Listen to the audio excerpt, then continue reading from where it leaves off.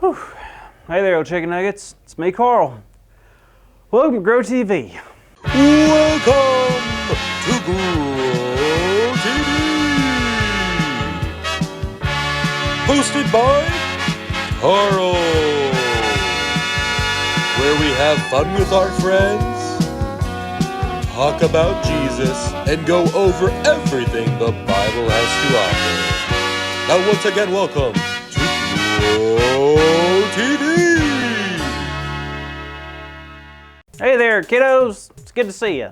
If you remember correctly, I accidentally locked myself in a museum. So I'm stuck here all day. Hours.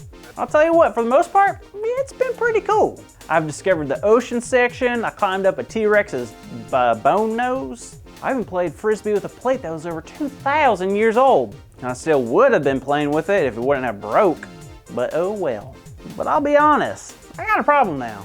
I am hungry. For real, I've been walking around this museum and I am shocked about all the things that are making me hungry. For example, do you know what a pyramid looks like? Basically 4 slices of pizza stacked against one another. Or an airplane, for example. If you squint your eyes just right, doesn't it look like 2 breadsticks just stacked upon one another? Golly, all this museum talk is just making my hunger and thirst even greater. Ah! Hey! Look at this. Apparently this is a 1,000-year-old chip. This thing was made on a boat by the Vikings. And I can imagine this thing tastes just about as it smells. But a man's gotta eat. Here we go. Yum, it tastes like war, beard hair, and marshmallow. Overall, not bad for something that might make me sick and send me to the doctor. Now for something to wash it down. Yes. Now apparently this bowl was made in Egypt hundreds of years ago. The water inside of it was there when they found it. So this water is super, super old. They said right here that if this water is drunk, it could be deathfly. Huh, I wonder if that means I'll get superhuman powers. Let's see. Carl, don't! Ah! Whew, that was a close one, Carl. What are you talking about? Oh. What are you talking about? The water is incredibly dangerous to drink, Carl. You could have got hurt. How in the world do you know? It says if you drink it, it could be deadly. Oh, very good. Thanks, Andy. No worries, man. I'm glad you're okay. But, so what's up with you? Are you still stuck at the museum? Yep, looks like I'll be spending the whole day in here. It's been a little tough, but the 1,000-year-old cracker made me feel a little better.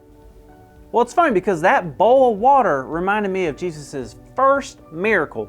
Really? What was his first miracle? I'm trying to think. It was when he walked on water, right? No, it was at a wedding. Really? A wedding? Oh yeah, it was cool. Well, what happened? Well, Jesus was with his mother, Mary, at a wedding in a place called Galilee. Oh, so it was like Jesus' family getting married? I'm honestly not sure. But shortly after they got there, the whole wedding ran out of wine. So there was nothing left to drink? Man, that is definitely not what you would want at your wedding. Right, so Mary runs over to Jesus and said, "Hey, Jesus, we're out of wine. We need help." Something like that. And then Jesus was like, why is that my problem, Mom? Did he really say that? Not quite, but Jesus didn't really see it as something that he needed to fix, but what? But he did anyway. Mary looked at the servants and told them, "Hey, do everything that Jesus tells you to do." Are they gonna just run to the store and get some more? It wasn't that simple. Jesus told the servants to take 6 stone jars and fill them up with water. Wait, hold up. How big were these jars? Big. These things held like 20 to 30 gallons each. So when they're full, they are super heavy. For sure, but don't they need more wine, not water? Yep. But Jesus is telling them to get water, right? You got it. I'm confused. Well, this is where it gets awesome. They bring the water jugs back, they pull a little water out of it and take it whoever's in charge of the wedding, and guess what? He was confused too because it was still water? Nope. It was now wine. And they said it was better than what they had earlier. Jesus turned water into wine. Whoa, that's incredible. How did he do that? Because I'm not gonna lie, if I could turn water into chocolate milk, I'd probably be the happiest person alive. Well, the only way that Jesus was able to do that was because he had God's Spirit inside of him. Jesus was giving us a small sample of what God can do. Wow, just like Jesus transformed that water into wine, he could also transform our hearts into what God wants for us. Yes, and this is why it's one of my favorite stories. Also because it was a wedding, and weddings have cakes. Man, I'm hungry again.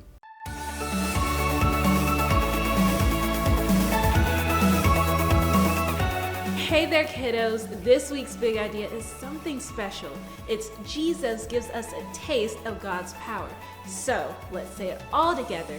But because sometimes it's very quiet in a museum, let's try whispering it, okay? Ready? 1, 2, 3. Jesus gives us a taste of God's power. Great job, kids. Now, thanks for listening so well to today's story. Now, I think I might need to go and talk to Carl and see if I can help him out. So, we will see you on our next episode of Grow TV. See you next time.